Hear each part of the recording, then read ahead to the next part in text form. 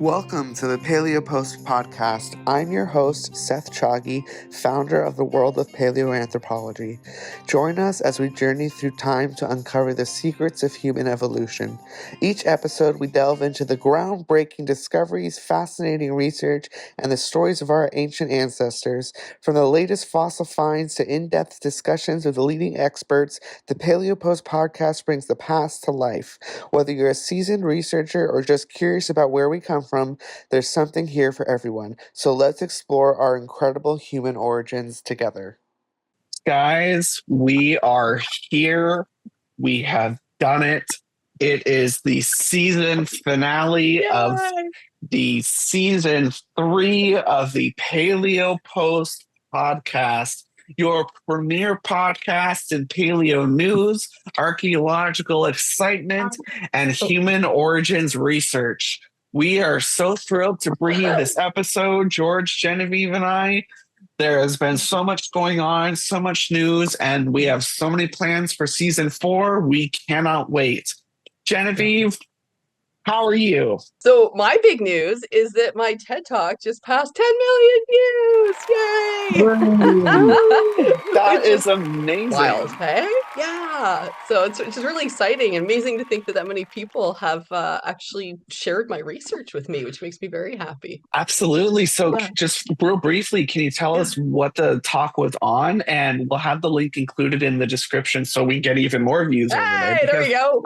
That was how I first learned about you, honestly, was I saw your TED Talk on YouTube, and that was how I first heard the name Genevieve on Petsinger. Little did I ever think I would be sitting here and we'd be having a podcast. But I love it. Yeah, what's it on? Yeah. What's it on? Okay, well there you go. The 30-second elevator explanation is so this was sort of based on my PhD research. Very interested in the abstract markings that we find in caves. So along with all the Ice Age cave art, there's also the triangles, the dots, the zigzags, the lines, all those sort of simple geometric shapes. And my research, this was really my big jump off point for everything I've been doing and I continue to do, is trying to understand if there's patterns to how they were being used and was there meaning to them and are they communicative? And so this was basically me reporting in on that first big stage of research to say, yes, they're definitely being used in very purposeful ways. They definitely have meaning. And even if we don't know exactly what they mean, the people who were using them definitely did because they were making a lot of really specific choices. They're also amazing for being able to see the movement of people and ideas across Europe. So that was really neat because we can follow their evolution and their development and then them falling out of popularity. And so just as a different window into the mind of Paleolithic people was really what I saw it as being really useful for. And then also thinking about the origins of writing and like what came before writing and how did we make graphic marks and why did we start making them? And also just the power of storing information outside the body. And the fact that this is really where it began was these simple little marks are literally the great granddaddies of computers. Right? The ability to store data externally and then to be able to share it with others and to have it extend beyond a moment in time. Whereas when you're speaking, it's gone, right? So those were all the concepts I was discussing, in which I've now spent 8 years since then, really digging into, building on, and thinking even more about, and recognizing as well that I think with some of the signs, I don't know if we can ever truly get to like their deep culturally significant meaning, but I do believe some of them are not maybe as abstract as we used to think they are, and they are actually real world representations that are just like a bit stylized, like a spear or an arrow, or which would make sense. Like every other rock art tradition in the world has categories of like everyday objects, items, dwellings, maybe constellations. Like I have a feeling that category still has a lot of neat work that could be done with it. And I'm so excited with artificial intelligence and all these other tools at our disposal now to see what we can find. And part of that is going to be even like finding new areas of the world and adding their data in. And so I think one of the very exciting things that goes along with my TED Talk is it's opened the doors up now to start building that global level database that I've been wanting to build for a long time. And so I will also be starting to lean into really building that this year, which I'm so excited about. And I've got amazing partners I'm going to be working with. And so this is like all the dreams are coming true, which is amazing. And so it's wonderful to see that TED Talk has opened a lot of doors for me too. So in the sense that I've had a chance to meet people such as yourselves, and so many other things have come from that. So that was a really pivotal, important moment, and it's really set up, I think, the new chapter moving forward, and what will, hopefully maybe I'll get to do a follow-up TED Talk soon. We've been talking about it. In which case, I can report in on what I've been doing since. But yeah, so fun to have people get excited about my research, because I'm excited, and it's great that they are too. So there we go. Absolutely. Yeah. I mean, people can't be excited about people's research unless the researcher's excited about it. And that is a big problem. Like, frankly, that's a big problem in academia and in the academic community. And it's the reason science communicators exist, is because researchers don't know how to communicate their science in an effective way that the public actually cares. So to have a researcher who knows how to do it themselves is very beneficial. And we definitely enjoy and need more people such as yourself in the field who love their research so much that they just are so passionate about it. Oh, thank you. Yeah, no, I do. I mean, that's the thing, is that I feel very blessed to have a passion that I also get to do as a job. And so for me, I mean, come on, like, George, when you and I are hanging out, if we're in the field, I mean, we're just talking about paleo stuff all the time. It's not like we ever clock out. Like, I think, and it's a beautiful thing to have found that. And then to be seeing how now I'm starting to fuse together technology and archaeology and survey work. And so, yeah, I mean, there's a very exciting year, I think, shaping up for me, that I'm so pumped up about. So the future is beautiful, and I'm excited. Well, Genevieve, that truly is amazing. And I'm so excited for you and all the things that you're going to be doing and the beneficial things that it's going to provide for the paleontological community at large. Yeah. George, how are you? Before we started recording, you gave me some exciting news. I don't know if you want to talk about, but there's a lot going on with you always. The amazing Dr. George Nash. Well, first of all, viewers and listeners, I'm wearing a beanie before anybody asks. And the reason why I'm wearing the beanie is not because I'm hip and trendy, because I'm not. Which you are. It's because I live in a very drafty house, and it's -7 outside. So just one more time, because I love reminding people of this. How old is your house, George? 1587. 1587, people. Yeah. 1587. Okay. So how are you, sir? I'm all right. Thank you very much, Seth. It's been a very busy time. I mean, I think what's interesting, I suppose I can speak for Genevieve with this one as well, is that you're meant to have some rest over Christmas. And so Christmas Day, I was writing. And what has happened, I've got to show you. I've got to show the viewers and listeners again, or viewers anyway. Can you see it? No, you can't. You might have to move back a little. There we go. We'll have Darren put up a nice picture of it. Yeah. Well, this book has done remarkably well. I just couldn't make it up. And I think the reason being is not because of what's written, the text, but it's the way it's been presented by a very, very good publisher. Anyway, so they've had to reprint it, believe it or not, for Christmas, because all the original copies were sold out. So that's amazing. So anyway, I sort of spoke to my publisher about 2 weeks before Christmas and told him that I've been thinking about doing a book on Welsh rock art, similar to the Welsh Chambered Tombs book. And he said, yes, go for it. So I've started it. And so basically I've just been working all the way through collating the material, putting it together. It's a project which I actually thought about 10, 15 years ago. And what was really interesting then was, yes, I had a book to write, but I didn't have anything in Wales about the Paleolithic until I started going into caves. And the result is I've now got 3 sites in Wales, in South Wales in particular, where South Wales was ice-free during the latter part of the Devensian epoch, the Devensian ice sheets. And we've got human occupation there. We've got rock art there. We've got really good lithics there.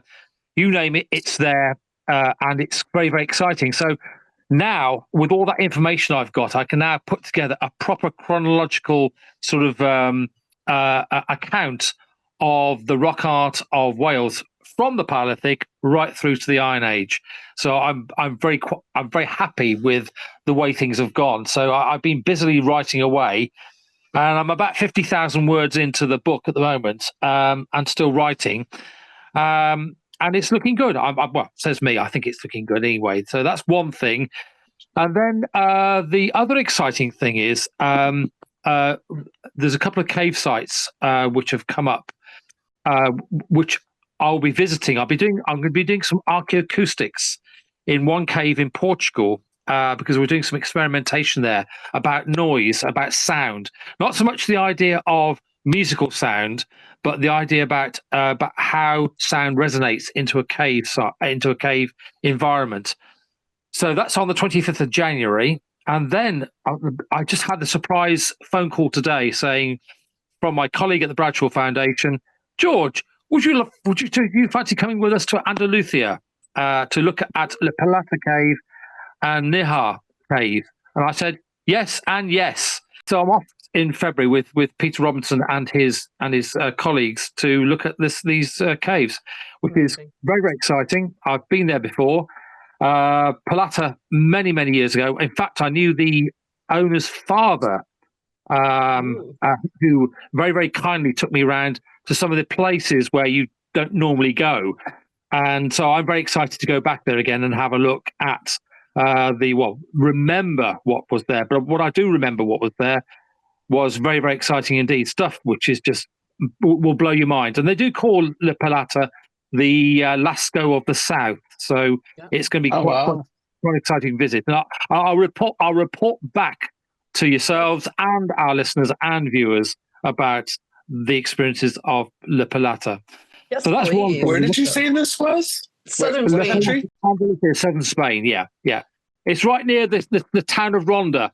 So in the middle of Andalusia, but it's a beautiful site, and it's in a beautiful location as well, right up high in the mountains. So yeah, I'm looking forward to it. Yeah, I was just going to say we should also flag, if listeners don't know, that the Bradshaw Foundation is probably the largest rock art foundation in the world. Yes, and we should link it because they're amazing. Like they have the best collection. If you're wanting to learn about rock art anywhere on the planet, they have the most by far. Of all the just sort of really great overviews of different sites, different countries, different regions, specific themes. So if you're wanting to check it out, they're definitely worth going and jumping down some rabbit holes. Yeah, there you could spend a lot of time on their website. We'll have that linked in the description. Yeah. And then, before we get into the news stories for this episode, I just wanted to briefly mention something exciting going on with me. Yeah. I was invited by the Arizona Natural History Museum to give a talk on just basically what I do and what we do. And they want to know a lot about art, which is interesting because what I know about art is from the two of you. But they really want to hear about what I know about Rising Star. And well, I won't break any rules or anything, but I'll give them an interesting talk, and I hope it'll be recorded. I'll try to see if I can get that so the viewers can see that on YouTube and listen to that. It's going to be fun. Going to be interesting. Again, I won't cross any lines, but I'm not going to hold back any punches either. So we'll see how that goes. So that's my news. That's awesome. Oh, I had a good one too. Very excited. I had a fun one too, just a follow up. Remember we were talking before about Neanderthals collecting fossils? Yeah. So I actually heard from Pedro, who's one of the researchers at Prado Vargas. He watches the podcast, which makes me so happy. Oh, that's awesome. I think it's so fun that we have colleagues who he's not the first one who's so yay colleagues. I love the fact that our fellow paleoanthropologists are watching it too. That makes me really happy.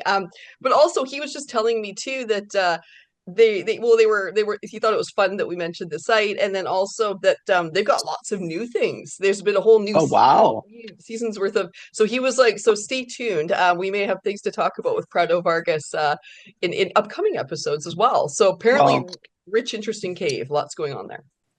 For season 4, just to let the viewers know a little bit, we are planning to have quite a few special guests on, so maybe we can talk to him. Yes, he can come on and talk to us about it himself.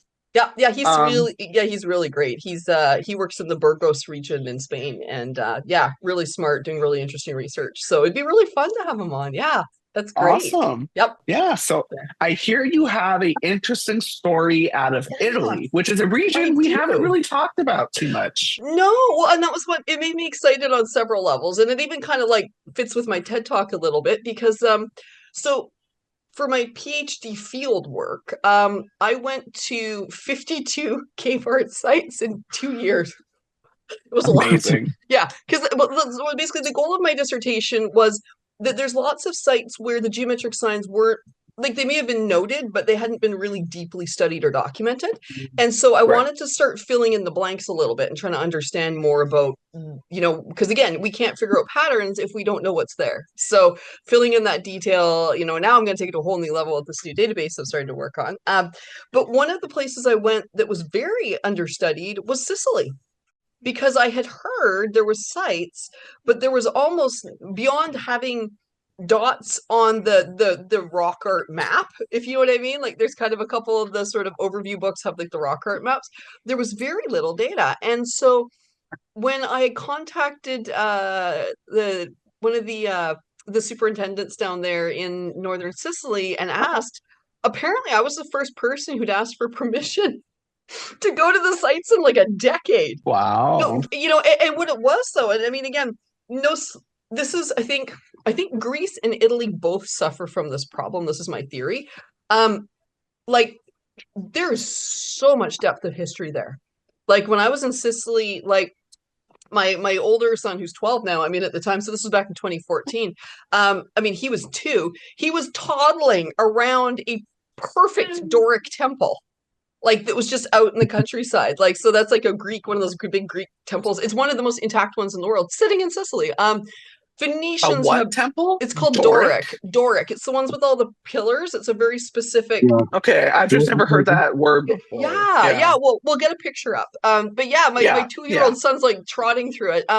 And I mean, the Crusades went through there. The Phoenicians with their huge boating empire, right? In like the late sort of Bronze Age. The Romans, like you name it, they've been there, and they've all left incredible archaeological sites behind.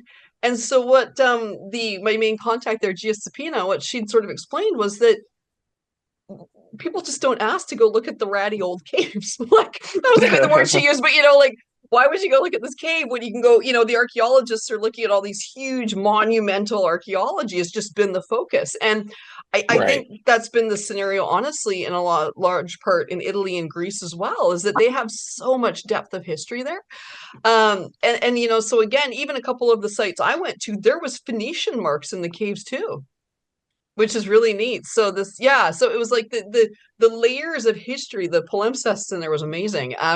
But so a few of those sites, like literally, they drew me a map and sent me on my way to go find them. It was so fun. It was the best. So it was a really great, wonderful surveying experience. And as so often I think happens in these places, there was a local school teacher who was actually one of the most knowledgeable people about it, Antonio. And so I was introduced to Antonio, and he actually took me to go see more sites that weren't even like officially recorded, and he'd been keeping track himself, which was so neat.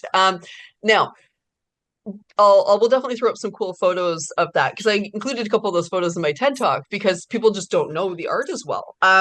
So the thing with the art is that it seems to be younger for one thing, and so this is what the article I just saw, which got me very excited, is there's a researcher by the name of Ilaria Patania, who is a Sicilian. She's of Sicilian origin.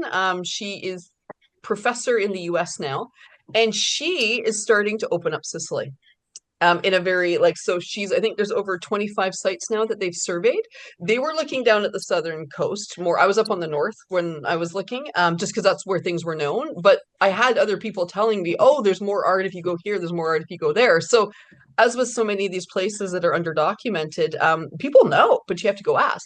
Ilaria is asking. And their big question is the big question they're trying to answer is, when did people first come and when did people first settle there? Because we don't even know.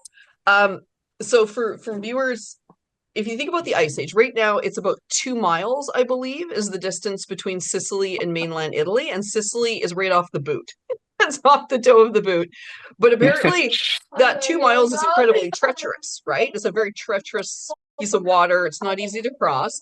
Now, during the Ice Age, the water levels would have been lower, of course, right? Because more water was locked up in the ice. So it may very well have been a land bridge. But even then, I don't know if they've completely confirmed that yet.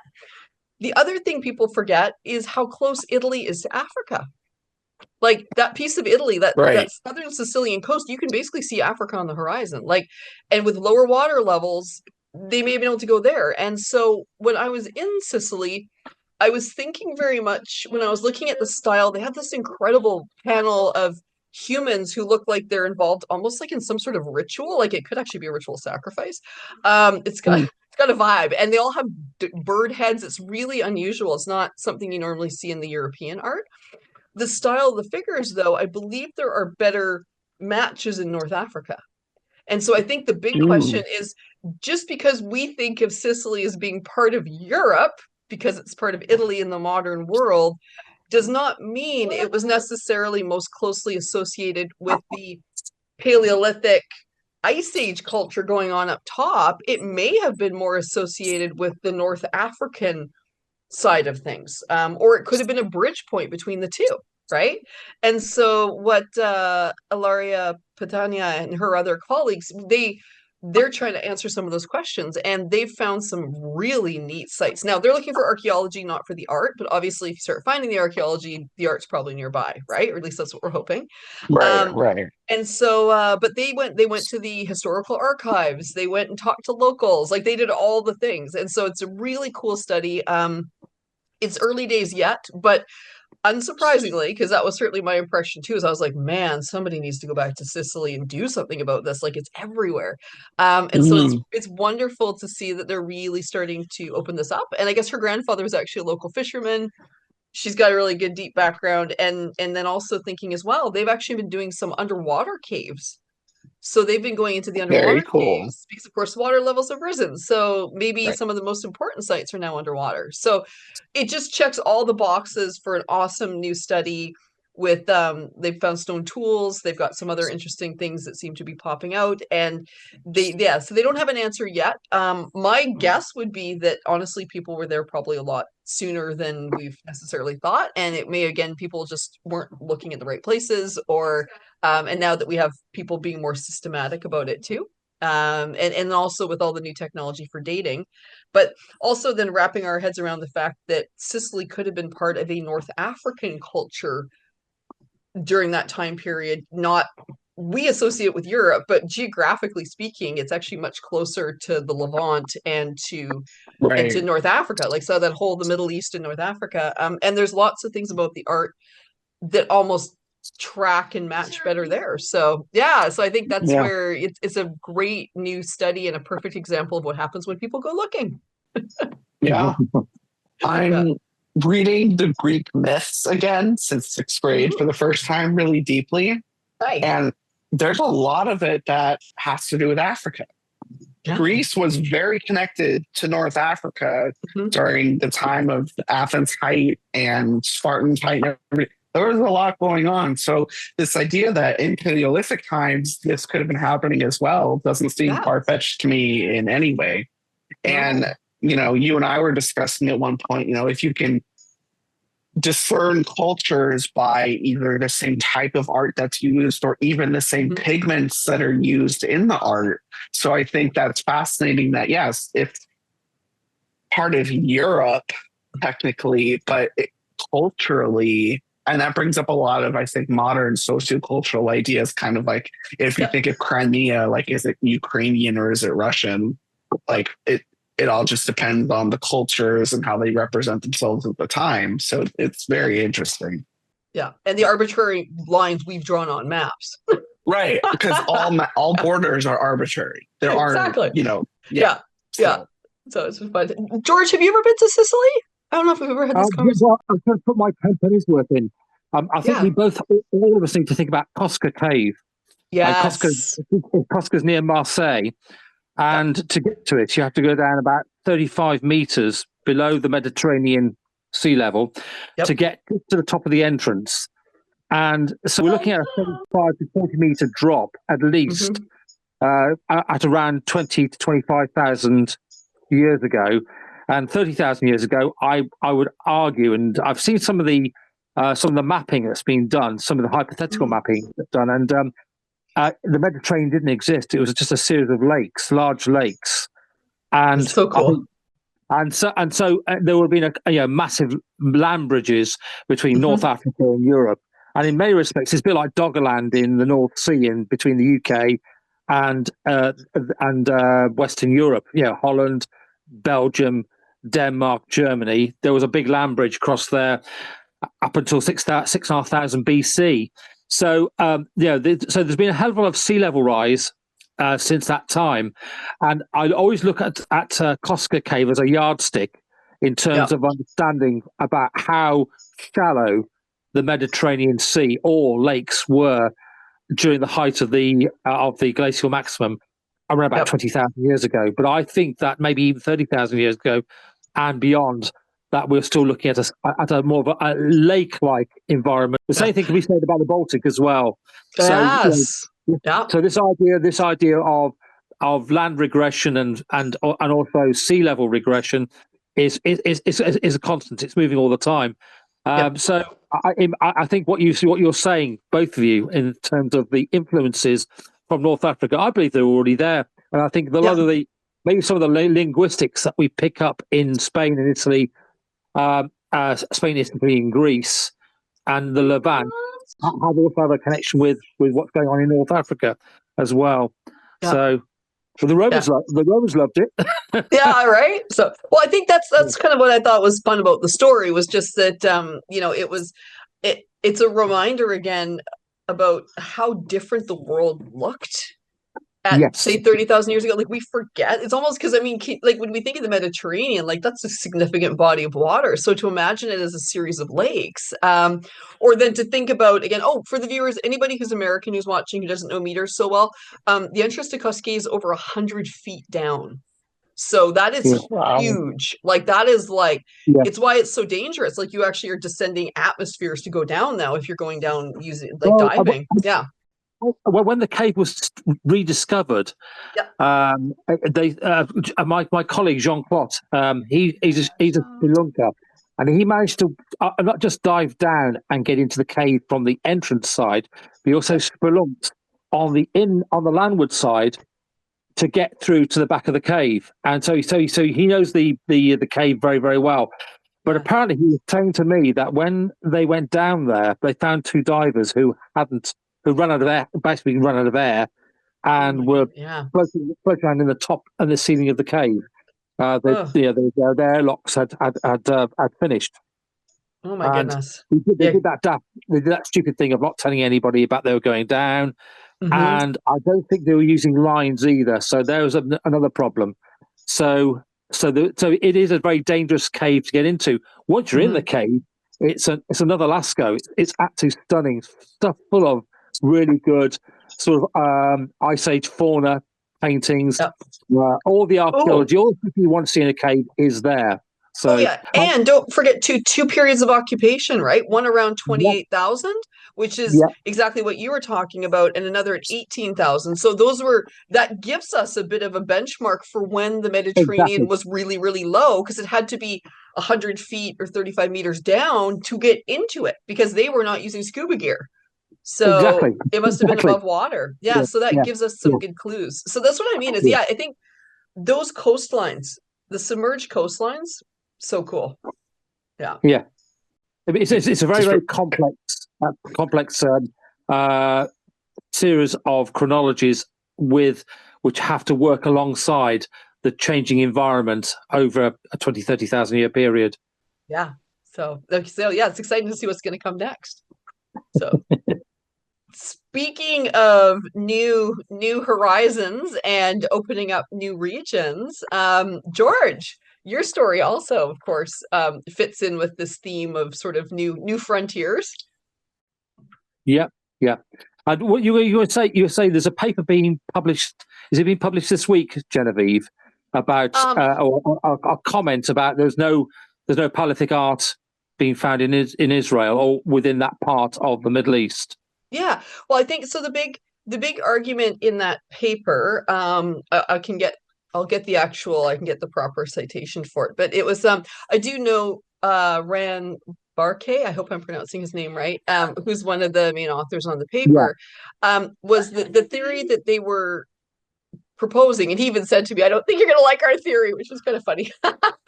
But so what they were looking at, those again, that big question of trying to understand, is there art because we haven't found the art, or is there art because they were not doing, like, culturally, are they doing different things than what we see in Europe or in Australia? And so that was, I think, was the big sort of the big take home message there, was that we think they're not doing art the same way because there was no megafauna there.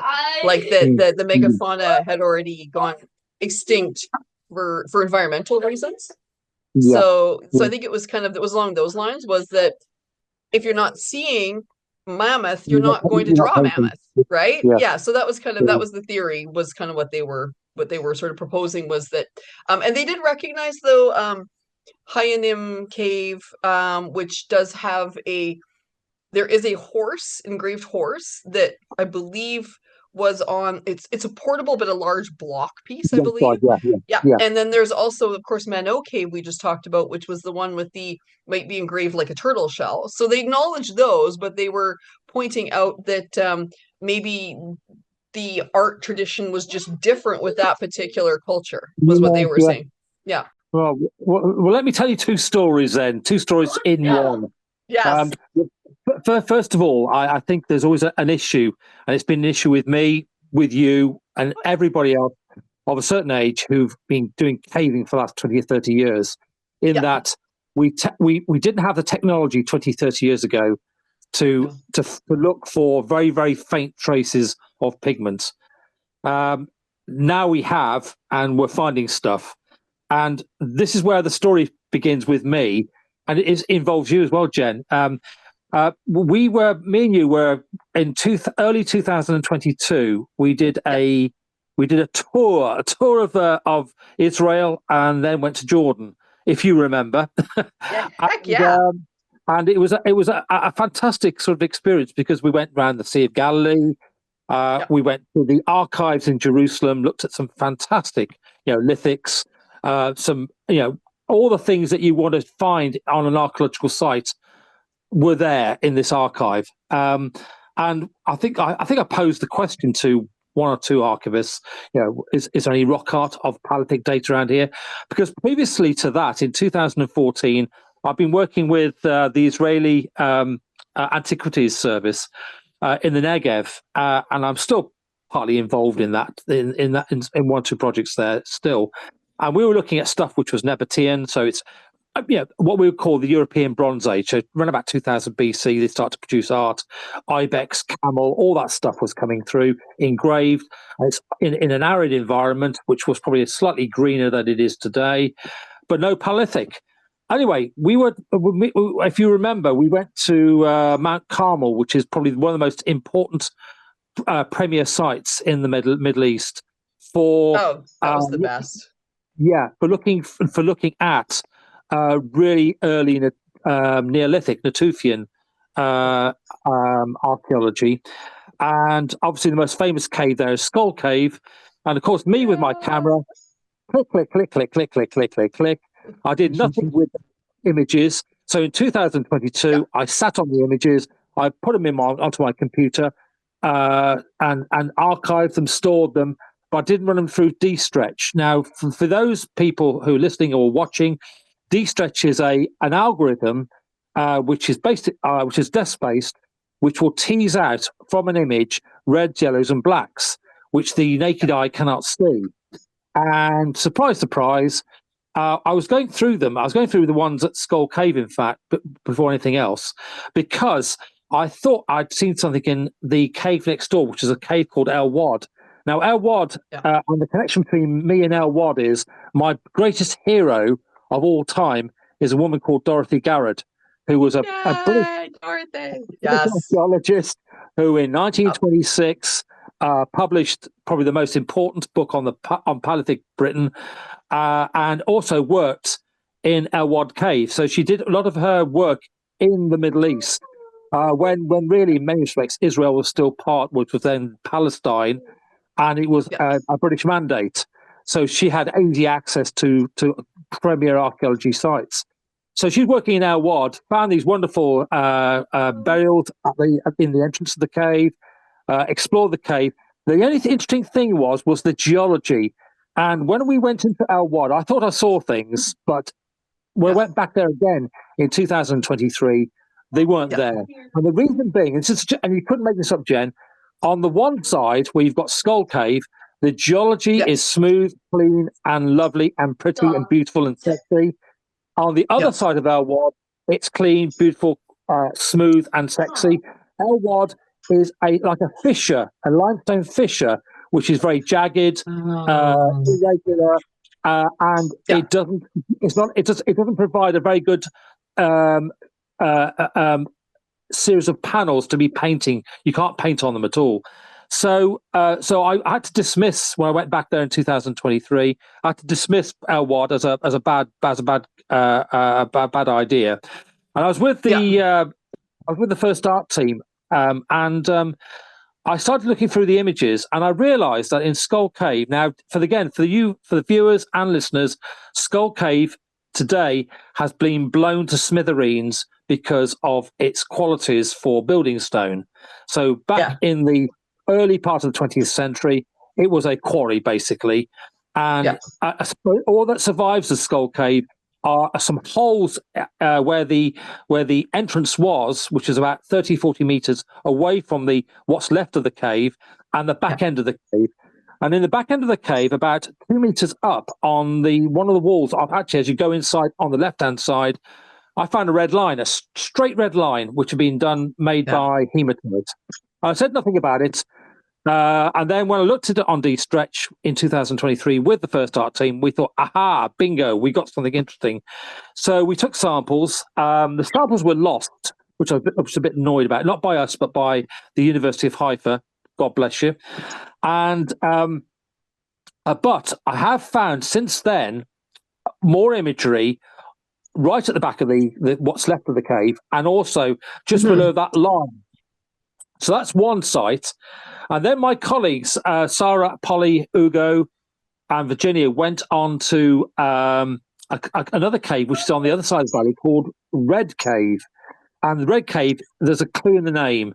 There's a lot of hematite in there. So the hematite red, whatever.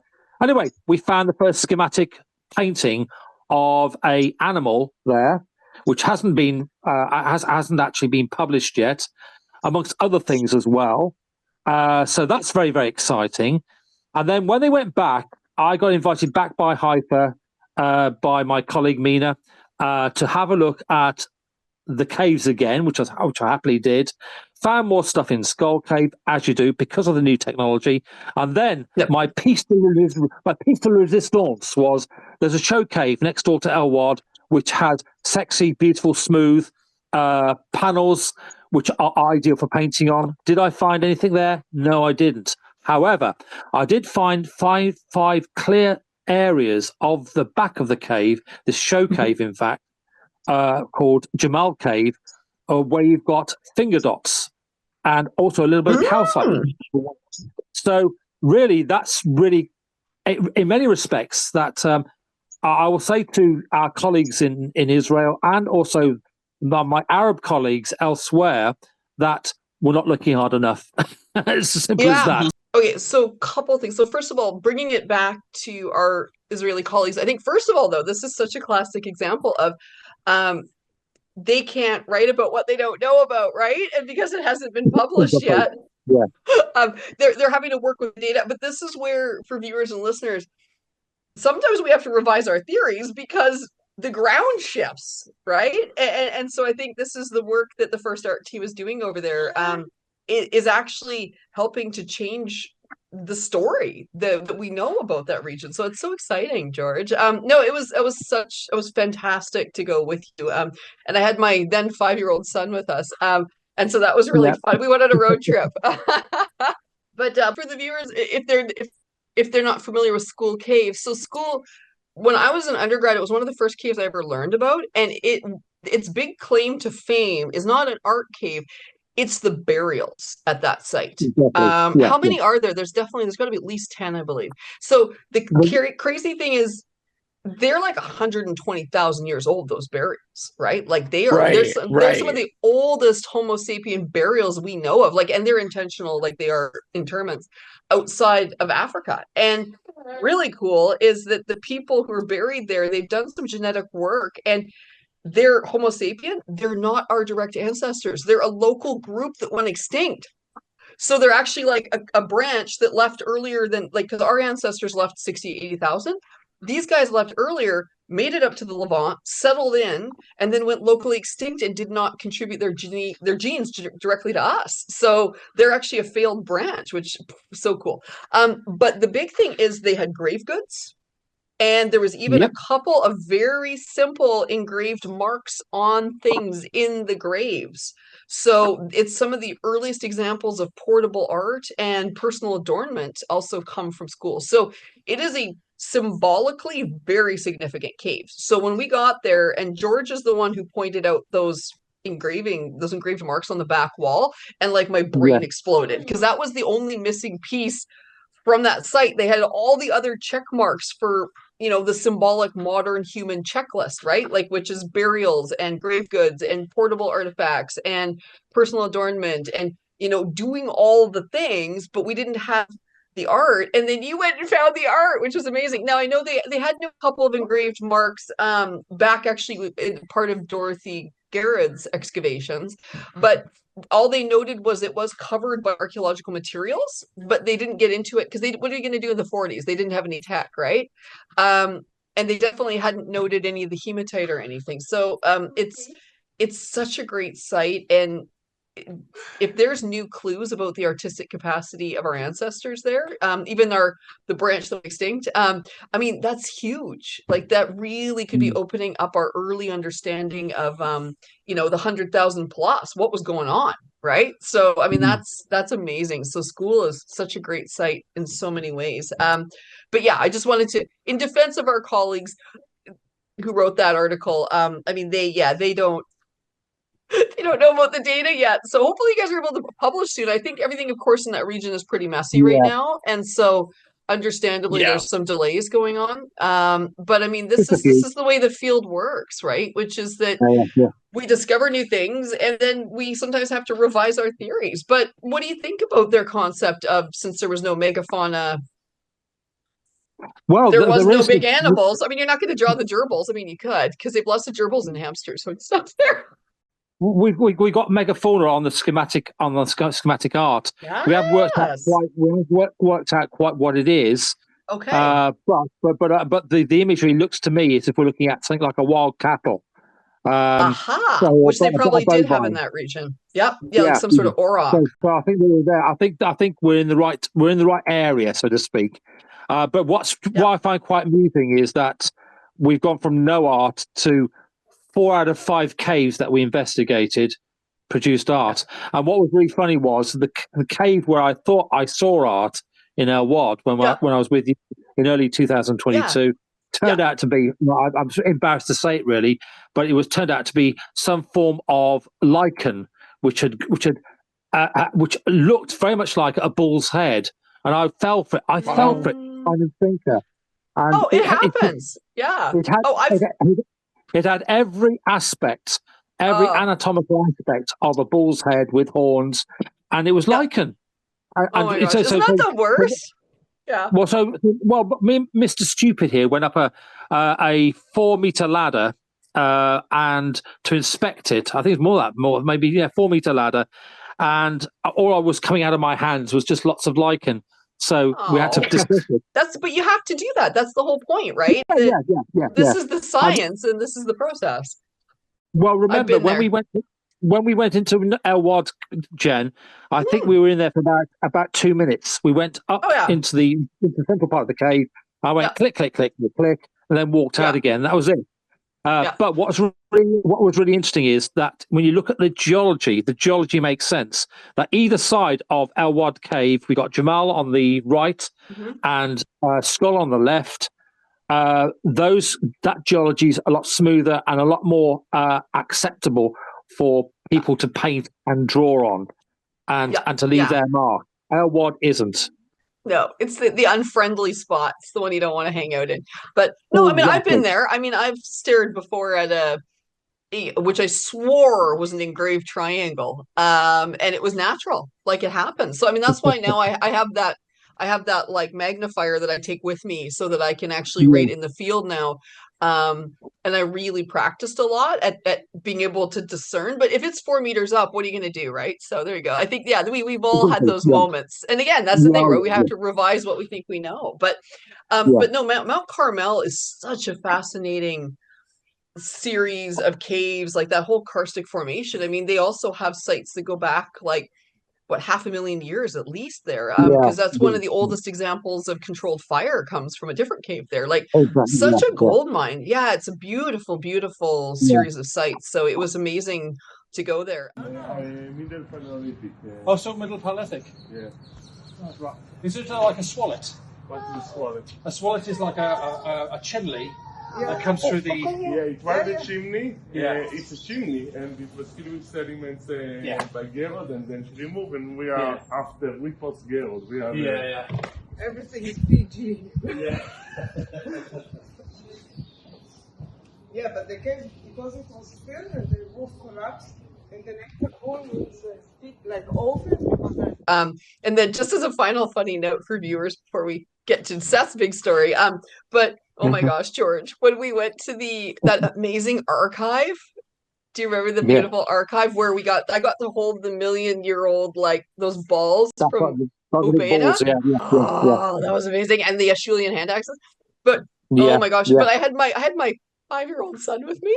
And do you remember there was literally like a huge amphora just like down the hall, and I was like, oh my gosh, don't touch anything. Oh my gosh, that was the worst. I was like, please don't break anything. We'll get kicked out of the country. What an incredible, like there's so many layers of history there. It was just again, so much still needs to be done. It's amazing. And Ohalo up we went and saw on the Galilee, which is a 23,000-year-old like a little village site right beside village. Yeah.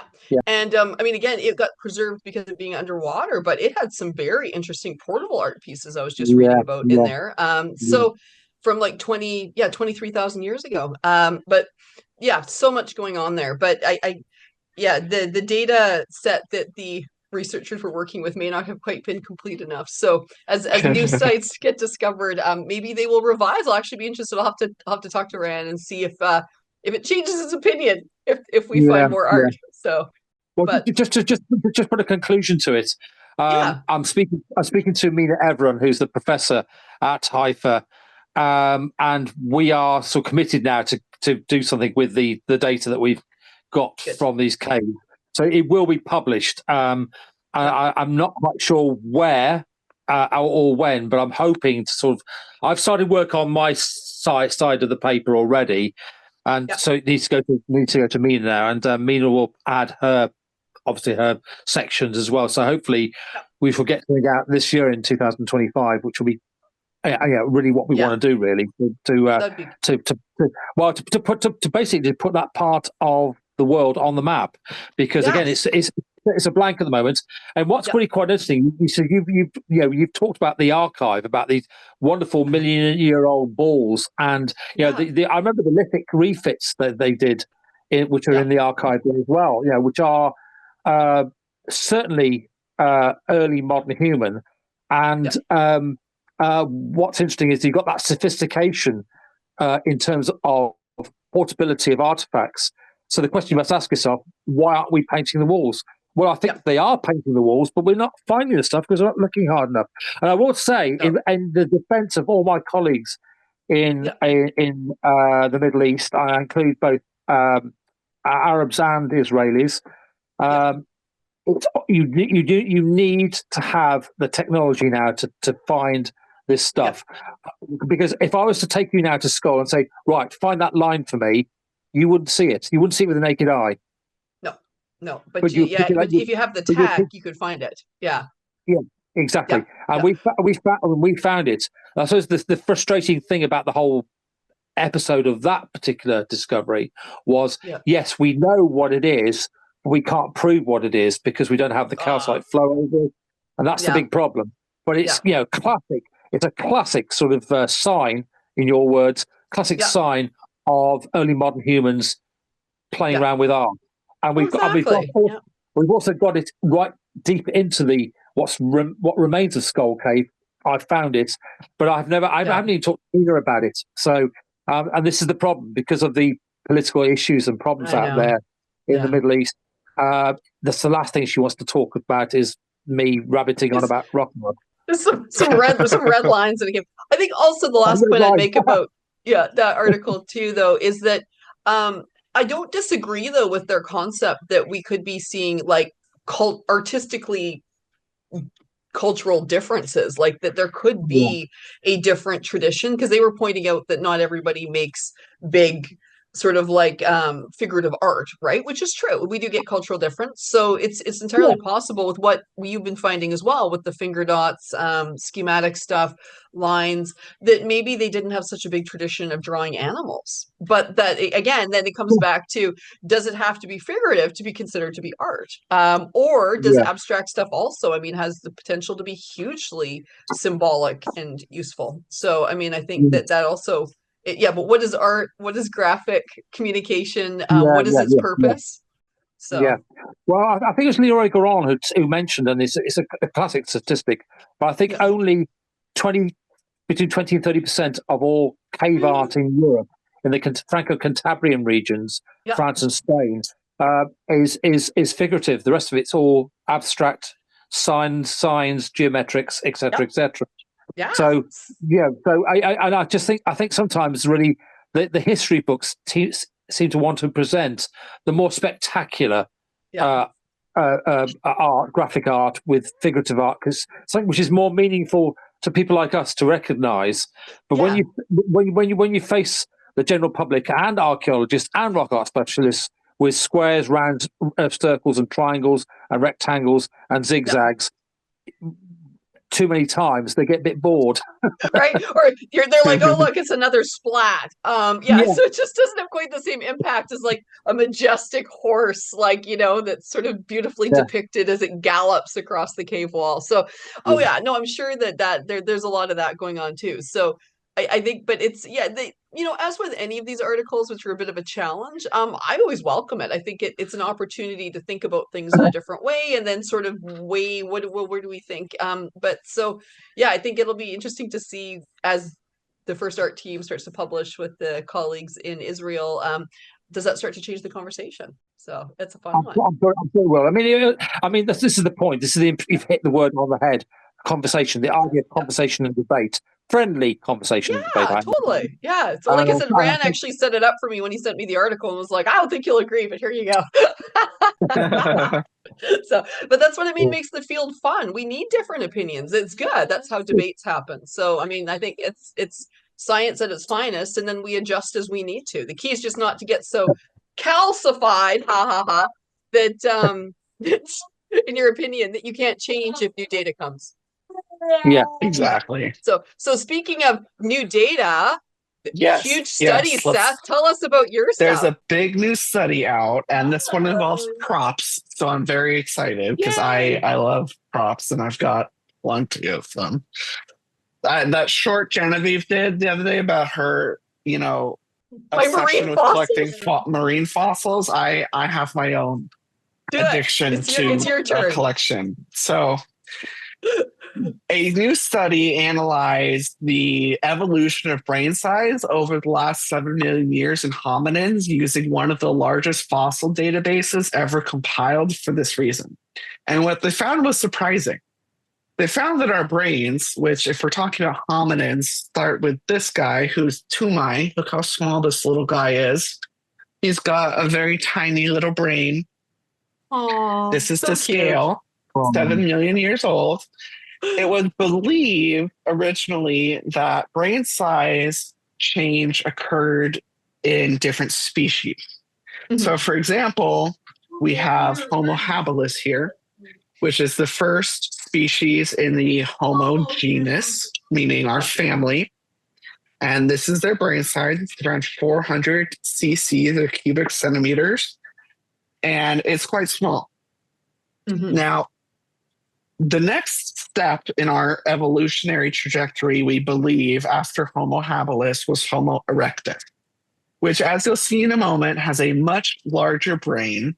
And the reason that they originally thought for this, here's Homo erectus, Turconoboi, and here's Homo habilis, was that they ate meat, that they were able to hunt meat, scavenge meat, that their new metabolism allowed them to develop larger, more advanced brains.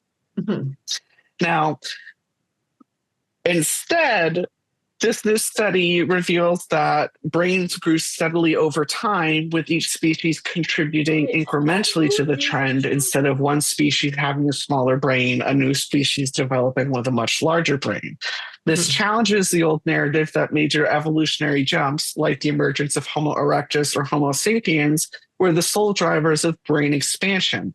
Instead, the hallmark large brain of modern humans is the result of millions of years of subtle, gradual adaptations within the species. But what causes these changes, one might ask? And that is, of course, environmental, biological, and even social dynamics that are going on within the species. A species that is more social is going to have a larger, more advanced dynamic brain than one that is a sole creature that doesn't deal with other animals. And diet is a key factor. The shift to eating more caloric-rich foods like meat, fish, and cooked plants provided energy needed to sustain larger brains. And without these high-quality diets, brains would not have grown to larger sizes.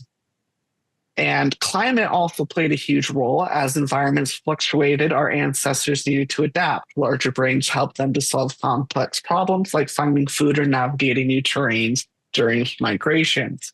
Now, just to show another example, we have Turconoboi, like I said, Homo erectus. And then we see another large jump when we get to Neanderthals. And this is one of the largest Neanderthal skulls that we have. This is a Mood 1 from Israel, as we have talked a lot about today. Yeah. And just as a comparison, here is a chimpanzee. So pretty big. He's a pretty big dude. And one thing that this study emphasizes that is extremely critical to understand about cognition, brain size, and intelligence is that the size of the brain has nothing to do with the capabilities, level intelligence, or aspects of what that species can do. And that brings me... Go, Naledi. What? Go, Naledi, go. Exactly. You beat me to it. That brings me to my last example here. Exactly. George knew exactly where I was going with this. Yeah. That brings me to Homo naledi, which we have here. We have Neo, who is a small-brained hominin. Homo naledi's brain, I believe, is about 450 cc's, so not much larger than Homo habilis. Yet they have a mosaic of features that make them quite interesting species. And you could listen to our other episodes or my shows on the story of us. You can hear Dr. Berger speak for himself on what Naledi is on my show. But they did some very interesting things deep down in that Rising Star cave, whether it was art or something else. They were doing things down there, and their small brains seemed to not prohibit them from doing advanced behaviors. And this study just really showed and reminds us that evolution is always an evolving story, as we have discussed. And as technology advances, we uncover more fossils. We'll keep refining what we know. But one thing is certain, our brains didn't just make us humans. They're also our greatest connection to the past. All right. So Seth, I have questions, thoughts, and then I also want to know if I'm understanding properly. Okay. Yeah. So, because I went to a 4-field school, like, so I have done bio, anth, and stuff like that as well. And I even actually taught the labs for the introduction to biological anthropology. So I got to play with skulls too. I appreciate your skulls. Okay, so a couple of things. it's not just about size, as you said. It's about the folding. Am I right? Is it about the Yes, yes. folds? And then also it's about which pieces of the brain grow. And my understanding was the reason why they thought fire and meat were important was that they didn't need such huge jaw muscles. And so that actually allowed the front part where all that executive higher level cognition is mostly at the front, right? I'm correct with that? Like those are the front parts of the brain. That's where a lot of that comes from. And without the need to restrict it, so there was room for those huge jaws and mandible jaw muscles, it allowed more expansion out the front. Am I right with that? Fill me in. That was I'm out of date and it's not my specialty. So tell me more. You are hitting the nail on the head there. Yay, So gold what star. happened is,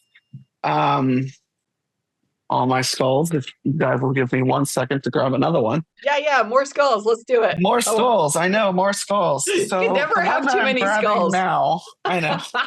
The one that I'm grabbing now is, and you've seen him before, Paranthropus boisei or Zinjanthropus or anything. He is a Paranthropus. Okay.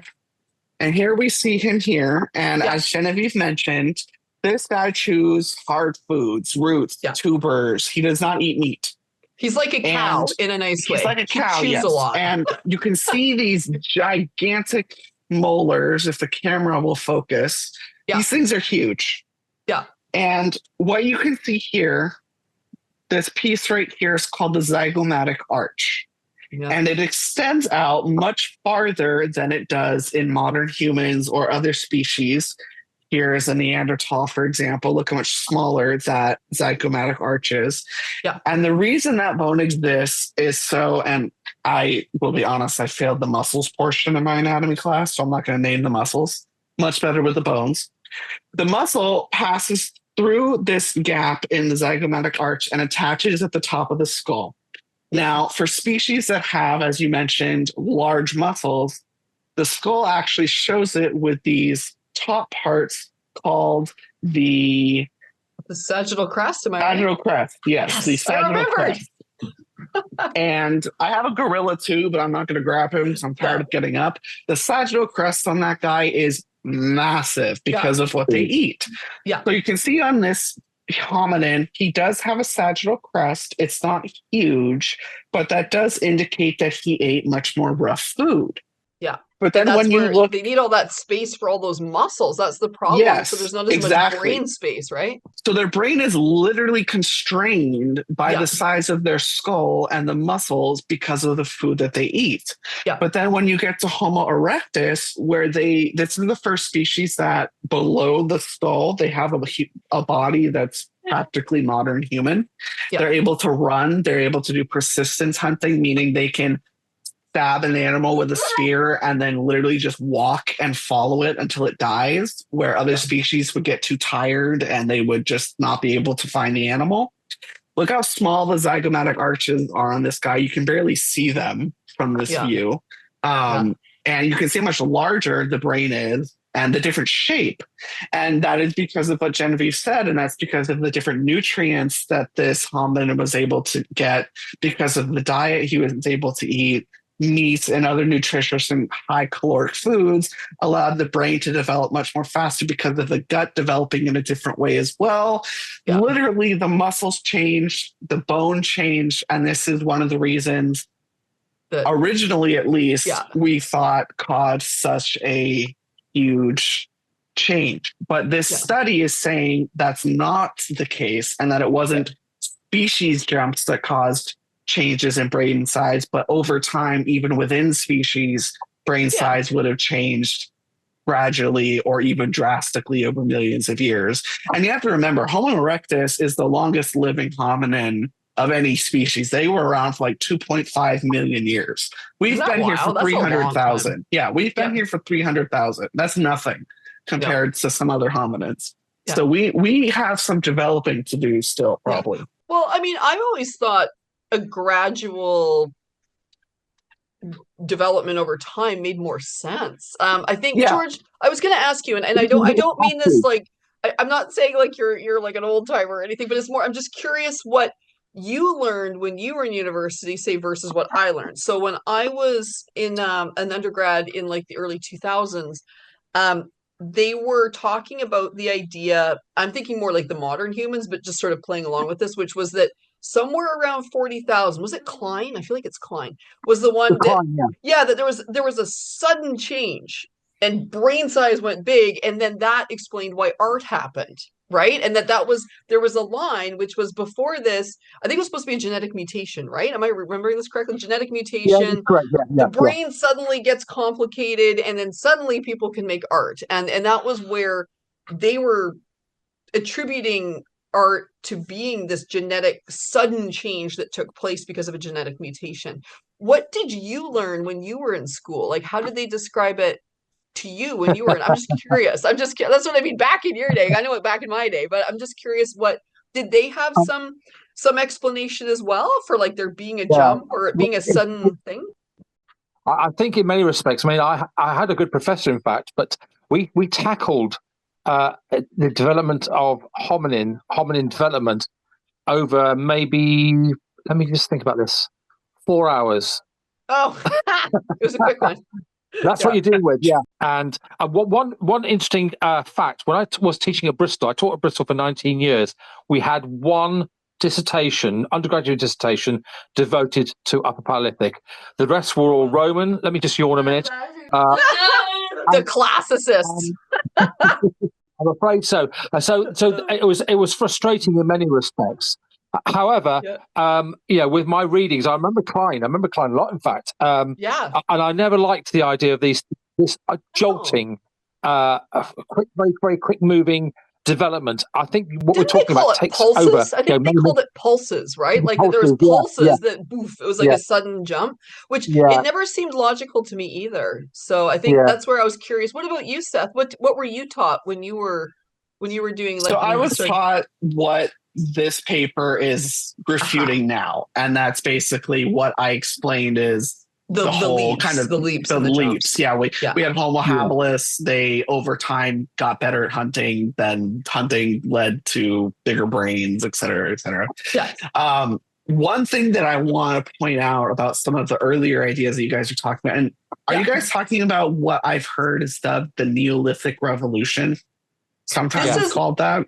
Yeah, or this one even goes back, they called it the Upper Paleolithic Revolution. This was the Upper Paleolithic Revolution, right, George? That's what I believe it was called. Yeah.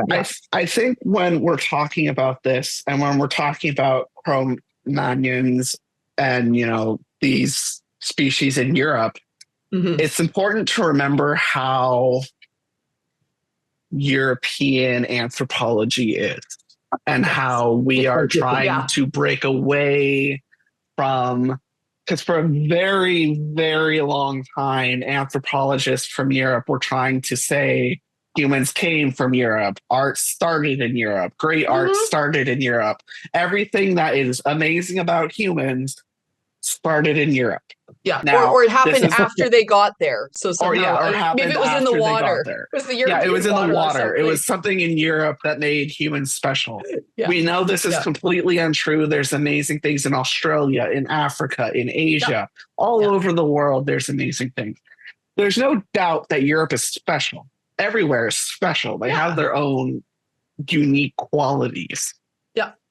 But I just think it's important to remember how much of an effect colonialism has had on anthropology and archaeology as a whole, and how moving forward, we're trying to pull away from that. Yeah. So the older theories you guys are talking about might be rooted in some of those racial, darker ideologies. Yeah. Or even I think with some of the later, because Klein was towards the end of the 20th century, I believe. But I think the big thing was just, but I think the thing is he was building on that underlying belief at the time that art originated in Europe. Like that literally was the thought, was that art started around 35,000 years ago in Europe. And that, like, before that, people were artless. I don't know. Somehow they were just so it was like this weird line that they created. So I think there's definitely that artificial line going back further, 100%. There was definitely thoughts of primitive versus civilized, and art being the pinnacle of the modern, civilized, intelligent mind, right? So there was definitely Yes. that going on. By this point, it was more though that they were still stuck in that framework. Like, well, how do we explain Mhm. this thing? We see this thing that's happening. The big article that was in 2000, and I read it in one of my undergrad classes, was the McBrearty and Brooks article, which of course was called The Revolution That Wasn't. And they were the very first people who did a massive challenge and showed some of the examples in Africa. Now, keep in mind, Blombos had only just was starting to be excavated and reported on. So like it's amazing now when we look around the world and think about all these fantastic sites from different parts of the world, look at Indonesia and the art there, like none of that was known even like 25 years ago. And so this was where that was the very first time where people were like, well, maybe this isn't like there's the pre-art humans, and then at 40,000 you get some big genetic mutation spike, and you have you have this whole new type of human, which is the smart, artistic, creative type, right? As opposed to the that sort of nasty, brutish, and short was actually seen to be before 40,000. Like that was so. Right. Yeah. So George, that's what I was just talking about was the McBrearty and Brooks article, and how that was a big game changer. That was the first big challenge. And so I feel like there's been a lot of shifting in the field, but this is a good study to really kind of, I think, put to bed, like, hey, here's the actual hard data from the fossils, right? Yes. Yeah. Yes. Which is I also think we need to think about the idea of class as well. I mean, back in my day, when I wanted, if I ever thought about it in the 1980s, and that's not so long ago, about becoming an archaeologist, for example, or an anthropologist, you had to come from the right class and background. And really, and I think this is the reason why, in many respects, in Europe, I'm not talking just about about Britain, the British Isles. I'm talking about the whole of Europe. Mhm. If you came from the right background, you had then the money behind you to fund your academic career, blah blah blah, and your excavations, things like that. Exactly. And the thing is that a lot of people, certainly within Britain, I can name the names. There's loads of them. Graham Clark, the Leakeys, for example, are lovely people, but they came with a mindset that they thought they were superior to anybody else. And how dare there be art in Africa? And the cradle of civilization obviously is in Europe. Well, the thing is, basically, at the end of the day, there was a lot of rich people running around with plenty of money in their pockets, wanting to do things that they could do because they could afford it. Outside Europe, couldn't. The two big centres for anthropological research and archaeological research is Europe and North America. Now, people, we have to break away that colonial stupidity and actually work with other people. For example, in Indonesia, you'll find that there's an Australian stroke Indonesian team working together on the rock art there. Whereas before, it would have been a big problem. It's more to do with class.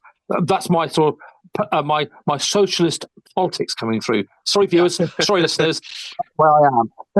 you're like stepping down from soapbox. No, it's good. No, George, but you raise an important point, which I would even pull back, because being Canadian, where, I mean, again, we have our problems too, but we don't have the class thing going on like you guys do. So I think we're all a bit more mixed up over here. But certainly, even as an undergrad, I really noted that first world countries, developed countries, have the money to be able to invest in something as niche as Paleolithic art. Like, they're not worrying about clean drinking water. Can we get, like, medical stuff to people? Like, can we, like, the basics are already taken care of. And they had this, like, oh, well, isn't this fun? And again, I think part of it went back as well to being the first artists and all those things. I'm sure there was a bit of a cachet to that because France had that title for a long time, right? So no offense to my French colleagues, but I think the French really do like to think they invented art. For a long time, that was my vibe. So I think it was really annoying when the Spanish started coming up with older sites. But even with good intentions, it's just the governments have so much more money that they can pour into something, like I said, as niche as Paleolithic art. And so the amount of research, like, there's entire degrees you can do in Paleolithic art at European universities. Like it's just, so this is, again, it's that disparity factor, right? And the idea that this is where the pockets have been. And so obviously they're then looking at their own backyard and their stuff and saying, well, how did this happen? This seems to be the earliest, but again, more because the blank spots on the map, not because it's actually true. And that's, I think, what we're really finally starting to get into now. And it's so exciting to be part of the field right now, as we're realizing that, and I feel like almost this is like what the theme that keeps coming back is almost like these new frontiers, right? New art, new stuff in Sicily, new stuff in, in the Middle East, new ways of looking at, using huge databases. Like we're on, like, there's so many new frontiers, the technology that allowed George to find that hematite line in School Cave. Like we're in this amazing new time, but this is also, I think, where we then really need to think about the narrative, as to what it is. How are we talking about this? How are we thinking about this? And this actually, I don't want to stop anybody if anybody has any final thoughts about this topic, but I'm going to circle back because I have a thought that I think ties in really well to the last thing I wanted to talk to you about today. I think that covers it for me on that topic. Okay. If we want to move on to the next very interesting but topic. It makes sense. It's perfect because it actually ties right into this. Okay, so viewers, buckle up. We're talking about aliens. But it fits because, again, when you think you have these weird jumps, you start looking for explanations, right? And I'm going to start here by, for viewers, I don't know how many have seen it, 2001: A Space Odyssey. Let's talk about that opening scene, right? The black monolith, Lucy, the Australopithecines, the black monolith somehow gives them a new intelligence. They make stone tools, right? Do you remember that scene? Like, that's the kind of thing, in a way, that when you think it's not just a gradual development over time, but instead some mysterious event took place, like some event which we need to explain, like whether Klein explains it with genetic mutations or whether it's being explained by aliens, but that idea that there must have been some very specific outside influence that we need to understand for this sudden change. Versus, I think certainly with the research that I've been doing is recognizing, again, that art goes back hundreds of thousands of years. Now, I'm using art with quotation marks. Graphic mark making goes back hundreds of thousands of years. And it's just a slow, gradual thing that, I would say that definitely in certain times and places, art became more important to certain social groups and to certain cultures.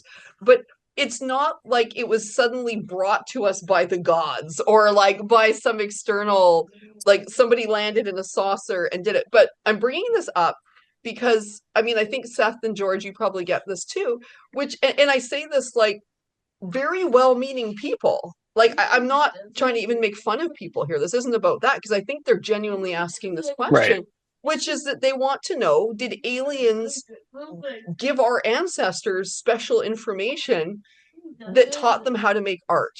Right? Like, I think that's and that's what I'm the Anunnaki idea, or however you pronounce it. So like some, but I feel like the questions I get are good faith questions. Like, these people are genuinely trying to understand this amazing mystery of art, because it's spectacular to think that our ancestors were doing this. And so I'm going to give my answer that I give people, because I get this question about once a month. I often get it when I give public lectures too.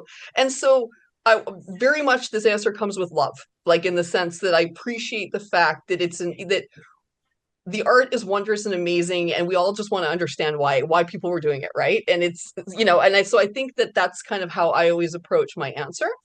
So what I would say is this, which is like, I have friends who work on the Kepler project, which is, of course, one of the big astronomy projects to look for exoplanets around other suns out in the universe, right? I hope there are aliens out there. I would like to think there are aliens out there. However, I have never seen any evidence at any site that I have worked at that there was alien influence. Like that's the thing, is that, I mean, and I always say to people too, like, we're a bunch of blabbermouths. Like, do you really think if we found a flying saucer or some weird tech, do you honestly think me and my colleagues could keep our mouths shut? And why would we? Like, what would be the point? Like, I think it's more that I've never seen it. Like, I've never seen any evidence of anything other than our ancestors slowly and surely, step by step, exploring this new way of storing information outside the body. And it's amazing, but it also, I think, goes back to that concept of our ancestors were not nasty, brutish, and short 40,000 years ago. They were us. And them being us goes back hundreds of thousands of years. And so once you change the timeline and you remove that sense of like there being almost like there was a closed door and then there was an open door, which seems like you need an outside influence, I think then you're like, oh, so it's actually, in my opinion, it's even more amazing to think that our own ancestors figured these things out over time and developed it themselves. And this is their own original expression of the world around them and how they understood it and the way they were interacting with it. So that's the answer I always give people is, on the one hand, I presume we are not alone in the universe. It's a very big universe out there. However, I've never seen any evidence. I don't know why any of us would hide that evidence, even if we found it. And so I would leave it there and say, I personally think it's even more amazing to imagine that our ancestors did it on their own. So, George, over to you. It's your turn. I'm going to throw a curveball into the arena, and I'm going to say, yes, there are aliens, and the aliens are, or the aliens that we think about are 50,000 years ago, because I think that's a crucial date within human and hominin evolution. And I think that we are getting our ideas of art from our cousins, Neanderthals, and they are aliens.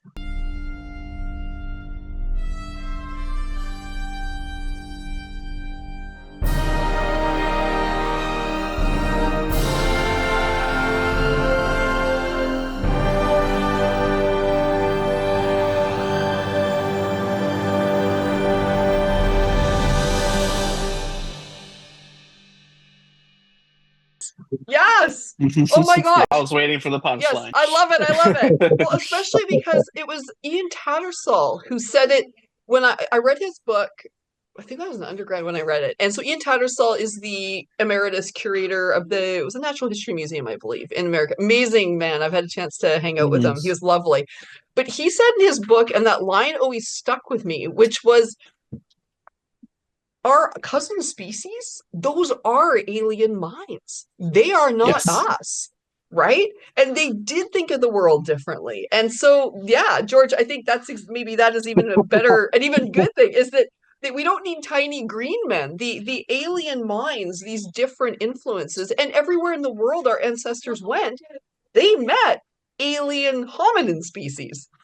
Exactly. Yes, which would have introduced and opened their minds up to new things potentially. I love that. That's a great way to look at it. I love it, but it's so true. Yeah, and that why do we have to? I think that's what I'm like, we are amazing as a species, and our interactions and the story of us, which is Seth's thing, right, is super, super cool, even without needing a big black monolith. I mean, shout out to 2001, it's a great movie, but we don't need the big black monolith. It's super cool that our ancestors did it themselves, potentially getting input from aliens that are closer to home. So I think on that note, Seth, what are your thoughts? Do you have any thoughts about aliens you'd like to share?